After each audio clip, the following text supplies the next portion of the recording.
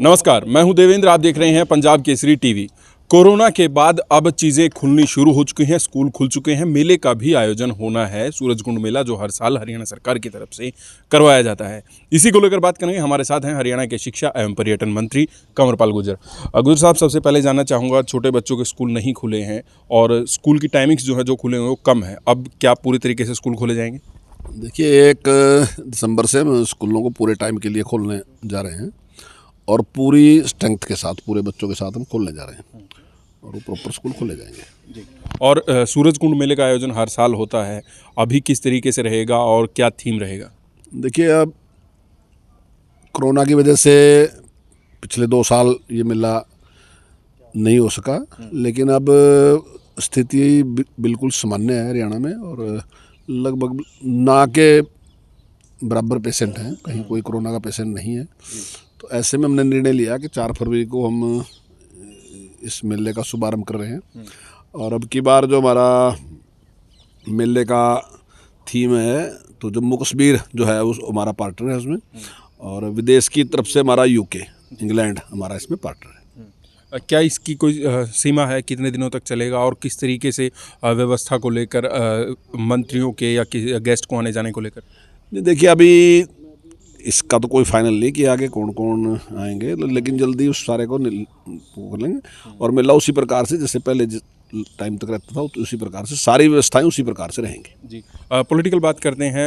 एलनाबाद उपचुनाव जो है, अभय चौटाला जीत कर आ गए हैं। किसानों के नाम पर उन्होंने इस्तीफा दिया था, हालांकि 6700 वोटों से जीते हैं।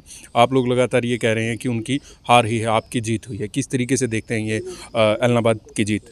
लेकिन जिस प्रकार से व्यवस्था करने की पूरे प्रदेश में कोशिश की, उसी प्रकार से एलनाबाद में भी पूरा प्रयास रहा।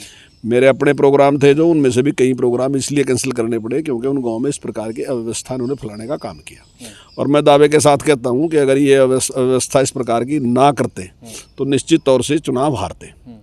लेकिन उसके बावजूद भी, सारा कुछ करने के बावजूद, जहाँ एक किसानों की बात करते हैं, एलनाबाद पूरी तरीके से ग्रामीण क्षेत्र है, लेकिन उसके बाद भी जितनी वोट, 9% से ज़्यादा वोट भारतीय जनता पार्टी की बढ़ी, इसका साफ इशारा यही है कि जनता जो है वो भारतीय जनता पार्टी के साथ है और जनता इस आंदोलन के भी खिलाफ है और उनके खिलाफ है।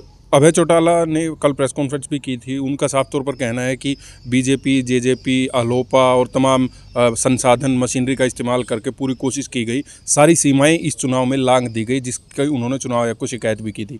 किस तरीके से देखते हैं उनके आरोपों को? देखिए, जिस प्रकार से सारे गाँव में जिस प्रकार का इनका व्यवहार रहा, जिस प्रकार से वहाँ पर माहौल इन्होंने बढ़ाया, उस प्रकार से सारे जो नियम ताक पे रखे गए वो इनकी तरफ से रखे गए और जो दूसरे और भी लालच भी पूरे किए गए वो इनकी तरफ से किए गए।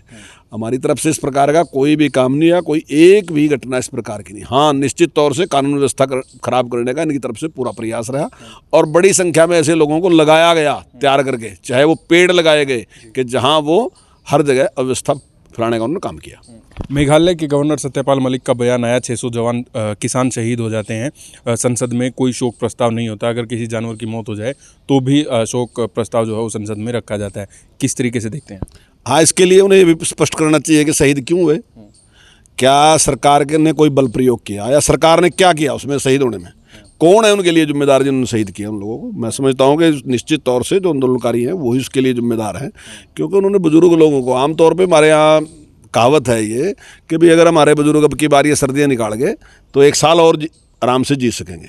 तो ऐसी कड़ाके की सर्दी में वो बुजुर्ग लोगों को वहाँ पे बिठा दिया और सबको पता है कि बड़ी उम्र के बाद लंग्स कमज़ोर होते हैं, ऑक्सीजन की दिक्कत आती है। तो ऐसी सर्दी में ऑक्सीजन की दिक्कत होती है।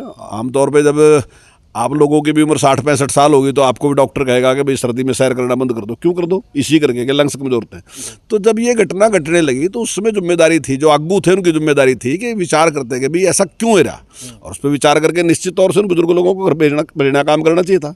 लेकिन मैं समझता हूँ कि ये सरकार के जुम्मे लगाने के लिए और सरकार को बदनाम करने के लिए इस प्रकार का एक सारा किया गया है।